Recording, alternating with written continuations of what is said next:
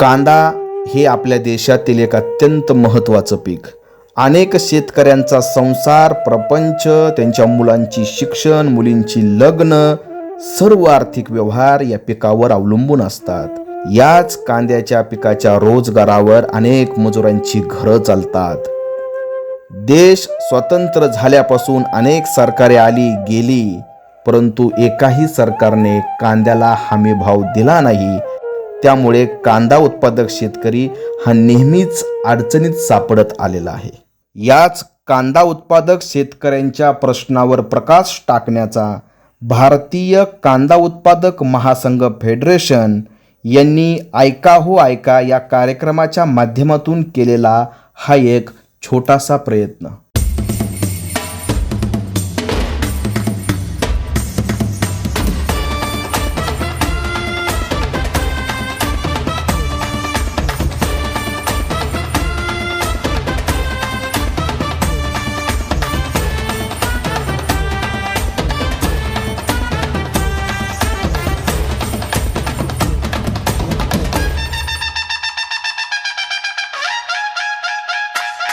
नमस्कार रसिक प्रेक्षकांनो, ऐका हो ऐका या सदरामध्ये मी नवनाथ ढमे आपलं सहर्ष असं स्वागत करतो.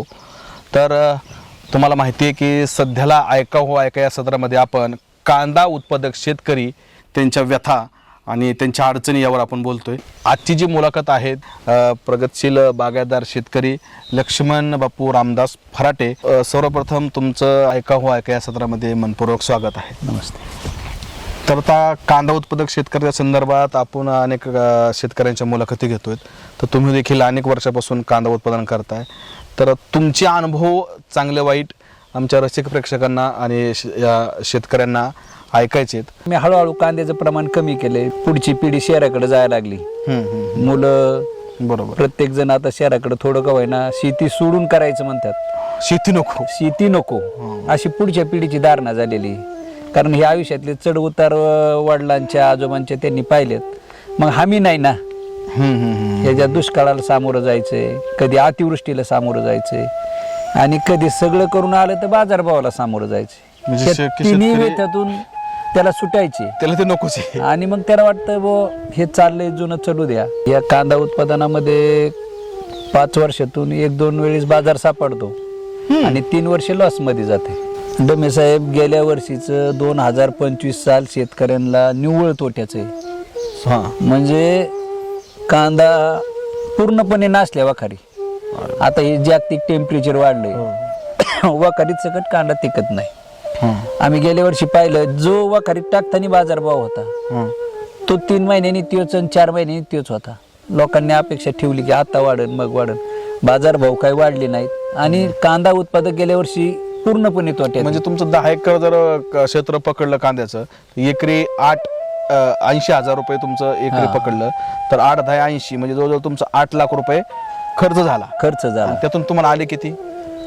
आम्हाला त्याच्यातून आले साधारण 6.5 लाखच आले. 1.5 लाख तोटा झाला. म्हणजे कष्ट करून. म्हणजे ही झाली तुमची. तुम्ही तर थोडेसे प्रगतशील शेतकरी आहात, तुमच्याकडे क्षेत्र जास्त आहे. पण जे अल्पभूधारक आहे, ज्यांना 1 एकर 2 एकर आहेत, त्यांनी काय करायचं? तुमचं तरी कसं आहे की कांद्याचा लॉस झाला तर तुमच्या ऊसातून तुम्ही इकडे टाकू शकता किंवा, पण त्या शेतकऱ्यांचं अवघड आहे ना. नाही, अल्पभूधारक शेतकऱ्यांना तर खूप कठीण काळी येऊ. म्हणून आता जे सरकार थोडं कर्जमाफीची भूमिका घेते ते रास्त आहे. कारण शेतकरी कुठून देणारे पैसे? बरोबर, त्याला आवकच नाही ना. आणि जरी मोठे शेतकरी असले तर डमे साहेब लॉस पण तेवढा आहे. म्हणजे एकरावाल्याला जेवढा लॉस आहे तेवढा 10 एकराला आहे, तेवढा 40 एकराला आहे. बरोबर आहे. म्हणजे किती मोठा शेतकरी असू द्या, त्याचा 7-12 कोरा नाही, त्याच्यावर कर्जची. ही गोष्ट खरी आहे. आता दुसरी गोष्ट अशी की आता हे शेतकरी, कांदा उत्पादक जो शेतकरी आहे, मग तो जिरायत भागातला असेल किंवा ऊस पट्ट्यातला, नदी पट्ट्यातला असेल, पाण्याच्या भागातला, तर या कांदा उत्पादक शेतकऱ्यांना तुम्ही काय सांगू इच्छिता? आता ही अभ्यास करून जर आपल्याला असं वाटतंय, खरं तर हे ज्या भागात पाणी नाही, जिरायत बाग आहे, 8 माईच पाणी आहे, अशा शेतकऱ्यांनी कांदा पीक खरं त्यांचं जीवनाचं साधन आहे. म्हणजे जीवन मरणाचं साधन ते कांद्यावर त्यांचं सगळं डिपेंड. आणि त्यावेळेस बाजार मिळाला की बागायतातला शेतकरी त्याच्याकडेच वळलाय. तर माझं बागायतातल्या शेतकऱ्यांना म्हणणं आहे की तुमच्याकडे 10 एकर शेती असली तर त्यातलं 2च एकर कांदा करा. ती पीक तरी त्यांच्या वाट्याला जाऊ द्या. ती म्हणजे जर आवक बाजारात जास्त नाही झाली, आपण 5 एकर कांदा केला, त्यांचा कांदा आपला कांदा संगच मार्केटमध्ये आला तर कुणालाच बाजार मिळणार नाही. ह्यामुळं कोणत्याच शेतकऱ्याचं चांगलं होणार नाही. बरोबर आहे. हा मुद्दा रसिक प्रेक्षकांना मला सांगायचा आहे की बापूंनी मांडलेला हा मुद्दा अत्यंत महत्त्वाचा आहे. खरं तर कांदा जो पीक आहे 3-3.5 महिन्याचं हे जे पीक असतं, जिथं अल्पभूधारक शेतकरी म्हणण्यापेक्षा जिरायती बाग आहे, जिथं पाण्याचं प्रमाण शेतीला कमी आहे, अशा शेतकऱ्यांना ऊस किंवा इतर पिकं ते घेऊ शकत नाही पाण्याअभावी. तर त्या शेतकऱ्यांना दुसरं काही साधन नसतं, तर कांदा हेच त्यांचं एकमेव पीक असतं. त्या कांद्याच्या पिकावरती त्यांचं सगळं अर्थकारण अवलंबून असतं. मुलांचे शिक्षण असतील, मुलींची लग्न असतील किंवा घरदार असेल, कर्ज असेल, त्याच्यावर अवलंबून असतं. म्हणून तो शेतकरी कांदा हा जगण्यासाठी करतो. परंतु कुठंतरी एखाद्या वर्षी त्या शेतकऱ्यांना कांद्याला थोडासा जास्त भाव मिळाला की जे ऊस बागायतदार जे आहेत किंवा जे पाण्याच्या पट्ट्यातले जे शेतकरी आहेत त्यांना पण असं वाटतं की बाबा त्यांच्या 2 एकरात जर त्यांना एवढं झालं तर आपल्या 20 एकरात आपल्याला किती होतील. आणि या आशेने तो काय करतो, तो ऊस सोडून किंवा इतर पीक सोडून पाणी असताना देखील कांदा करतो. आणि मग साहजिकच कांद्याचं उत्पन्न प्रचंड प्रमाणात वाढतं. आणि आवक वाढली की तुम्ही म्हणलं त्याप्रमाणे जर त्यांनाही बाजार नाही आणि तुम्हालाही बाजार नाही, अशा प्रमाणे कांद्याचे भाव हे पडले जातात.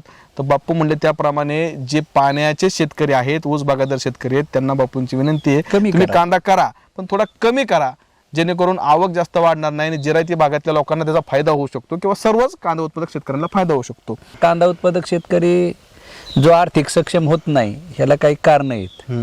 तर ती कारणं आपण खरं जाणून घेतली पाहिजेत. जमे साहेब तुम्हाला सांगायचं राहिलं, शेतकरी कांद्यातलं तोट्यात काय, तो ऊस घालावतो डिसेंबरला, कांदा लागण करतोय जानेवारीत.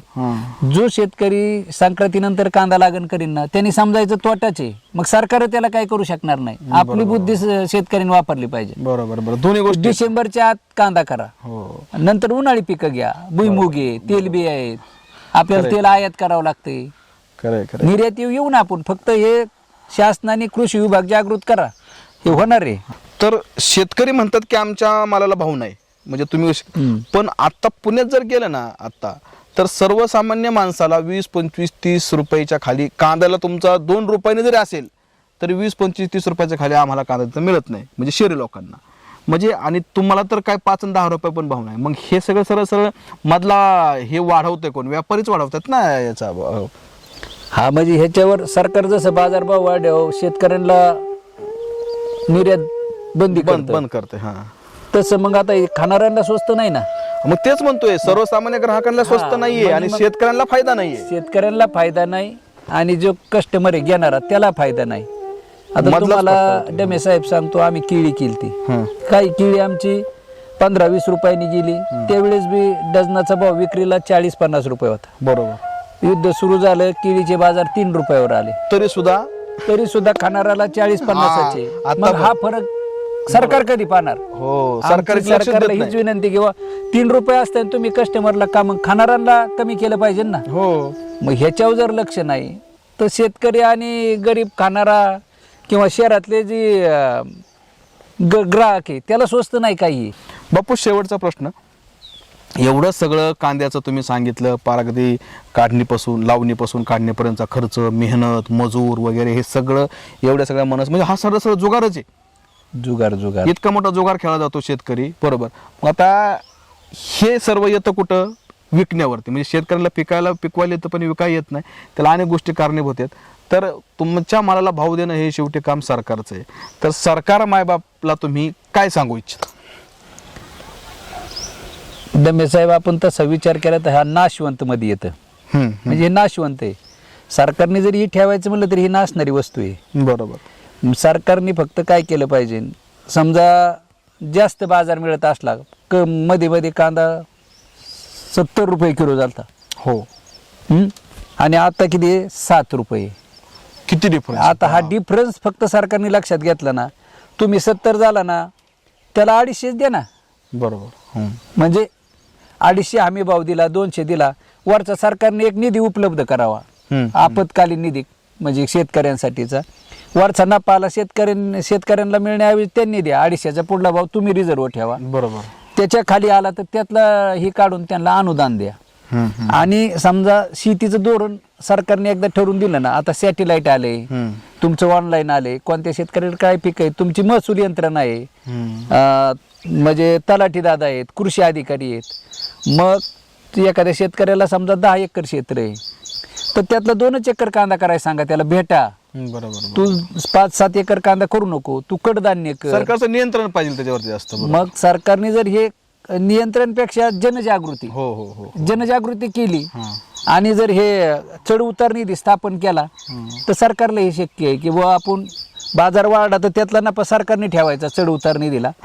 बाजार 200च्या खाली आले तर त्यातला निधी वापरायचा. म्हणजे सरकारने पदर काय गुंतवायचं नाही, फक्त नियोजन करायचे. वा वा, खूप आणि हे शक्य आहे. खूप महत्वाचा मुद्दा मांडलाय. तुम्ही पदर सरकार काहीच घालू नका, पण तुमचे जे अधिकारी आहेत, तुमचा महसूल विभाग आहे, तलाठी कार्यालय आहे, कृषी अधिकारी आहेत, गावोगाव आहेत ना. बरोबर. तुम्ही फक्त त्यांना सल्ला द्या की 5 एकर आहे ना, तू एकरच कांदा कर, तू एकर गहू कर.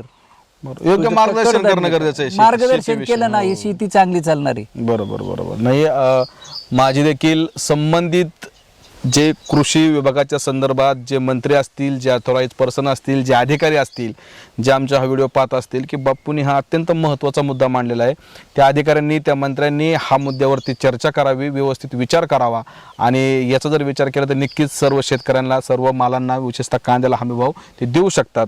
तर बाप्पू, तुम्ही वेळात वेळ काढून आमच्या ऐका हो ऐका या सत्रामध्ये सहभागी झालात आणि अत्यंत अभ्यासपूर्ण आणि अत्यंत तळमळीनं तुम्ही तुमचं मत मांडलं. त्याबद्दल मी व्यक्तिशः आपलं मनपूर्वक आभार मानतो. धन्यवाद. धन्यवाद.